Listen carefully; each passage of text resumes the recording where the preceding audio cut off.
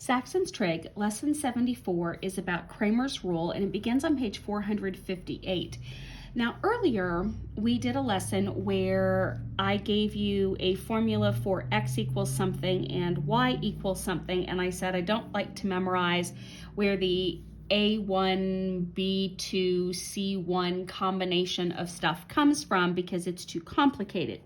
However, Cramer's rule seems very similar to that, but ultimately the memorization is not too bad, and it is extremely helpful in dealing with another way besides substitution and elimination to solve for the x and the y.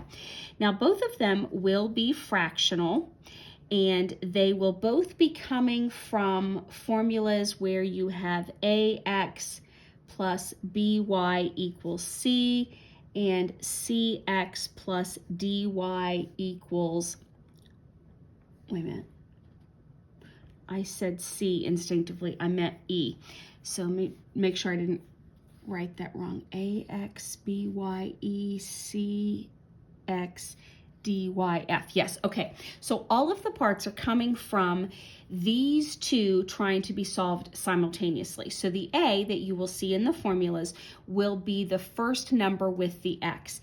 The b will be the first number with the y. The c will be the second one that's with the x, and so on. And then the answers E and F. Okay, so the Cramer's rule also has the determinant. So you're going to see the absolute value signs, but you know it's not absolute value because you're going to be filling in multiple things here. So for the x one, we will not use the x numbers in the numerator. We will only use the y numbers and the answer parts.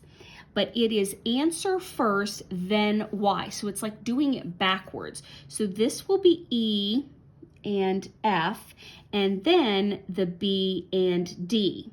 For the y, I'll come back to the denominators in a second. For the y, I won't use the y numbers. I will only use the x and the answers, but this one goes in order. So this one is A with C, E, and F. Now, the denominators are the same for both the x or the y. They ignore the answer part and keep things in order. So this is A, C, B, and D. Same thing, A, C, B, and D. So you can see that the memorization is not horrendous, and this is why we learned determinants before, so we could end up applying it here into Cramer's rule. So in example 1, I guess I could give you the remainder of the formula, but I memorize it to this point, and then I just do the Florida to Canada stuff. So what they tell you is that ultimately, and if you want to memorize this part, it's fine. I just find it much more complicated. It does always end up being ED minus BF over AD minus CB. And again, that's just the Florida to Canada, so you're changing the sign on the one that went up to Canada, the FB, and that's why it's a minus. Same thing here, CB went up to Canada, so it's the one that has the minus. The Florida AD did not change its sign, and you're putting those two together. So then over here, same thing, it's AF minus CE over top of AD minus CB. So rather than memorizing these, I find it easier to just memorize that with the pattern I kind of talked through. So if you're solving for the x, you're not using the x numbers. This is the trickiest one where I have to remember the answers come before the y's. When I'm skipping the y's, they go in order. It's the x numbers, then the answers. Denominator is the same. I don't use the answers, but I keep the order, the x's, then the y's. And then just do the Florida to Canada determinant stuff myself rather than try to memorize all those letters. Okay, now example 1. Use Cramer's rule to solve 3x plus 2y equals -1 and 4x minus 3y equals 10. All right, so I'm going to pull them in these patterns, not these. Now you can jump straight to these, but as far as memorization, I think this is easier, so I'm going to do it that way. So 4, does it want both? Yes, okay. So x equals, and I often start with the denominator first. So 3, 4, 2, -3. For the y, same thing. And usually I don't even bother to rewrite this one because whatever this number is, I just fill it in.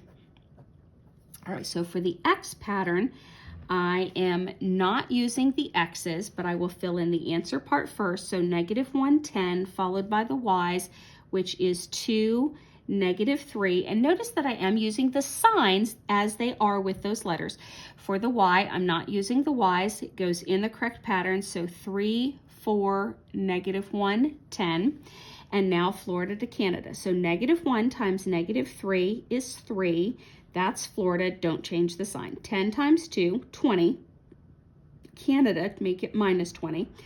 Over 3 times -3 is -9. Florida, don't change the sign. 4 times 2 is 8. Canada, make it -8. So this bottom is now -17. So I know that this is -17.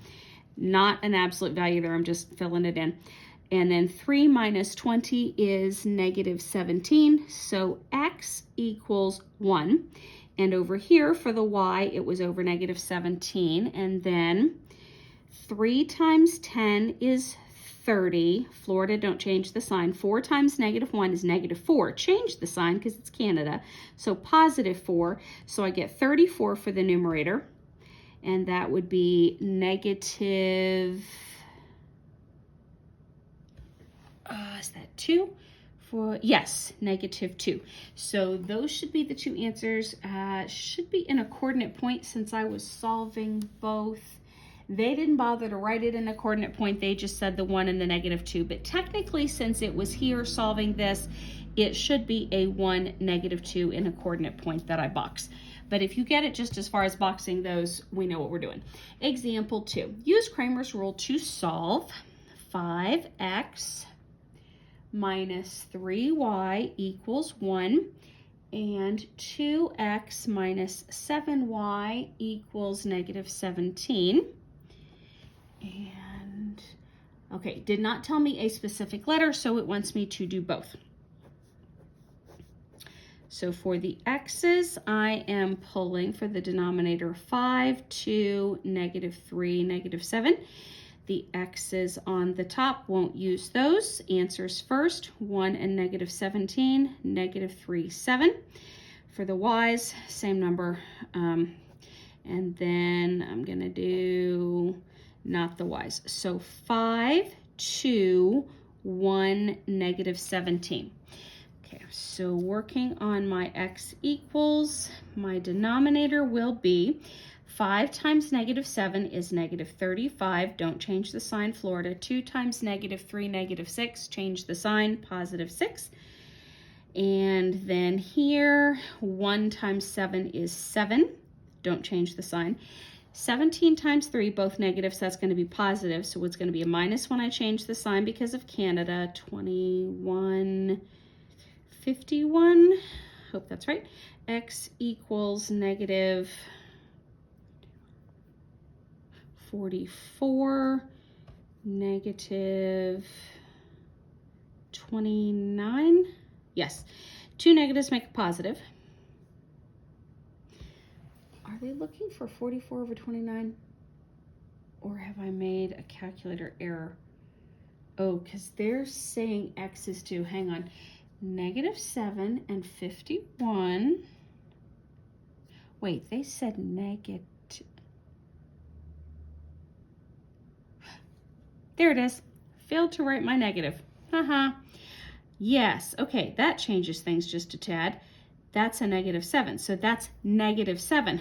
That's why it's not -44. So -58. 2 goes in there. +2, making sure I haven't changed any other signs. Yes, +2. All right, now my y has the same denominator of -29. Okay, then 5 times -17 is -85. Don't change the sign, Florida. 2 times 1 is 2. Change the sign, -2. So negative 87 over negative 29, that would turn into a positive, checking my numbers, 87, and okay, so they're saying that's 3. Let me make sure. 3 times 9, 27, 6. Yep, okay, there we go. Yes, so our number is actually, our coordinate point is actually 2, 3. And so you can see how this is just another method. Instead of substituting or eliminating Cramer's rule, with this memorized pattern will also get you to the answers. Okay, now example 3. Use Cramer's rule to solve 3x plus 2y equals 5. 3x plus 2y equals 8. Yeah, I've also done this example a lot of times, so I know what's about to happen here. But notice that both of the x's are the same, both of the y's are the same, but the answer parts are different. So that is a huge clue that you're about to have a problem. Okay, however, trying to solve with Cramer's rule, the denominator will be 3, 3, 2, and 2. Without filling this in, just working the denominator. 3 times 2 is 6. Don't change the sign. 3 times 2 is 6. Do change the sign. Uh-oh, 6 minus 6 is 0. Can I have a 0 in the denominator? Nope. Same problem when I go to solve for the y. I cannot. I'm getting a 0 in both cases. So when the determinant of coefficients, this is the box right before they start the homework lesson. When the determinant of coefficients of a system of linear equations has a value of 0, the system does not have a unique solution. In other words, you can't do this. So the best you can do here is say no solution. And a math symbol that I use a lot for no solution is a 0 with a slash mark through it. It's kind of indicating the null set. However you choose to basically tell me I got a 0 in the denominator, I can't solve it, I'm stuck there.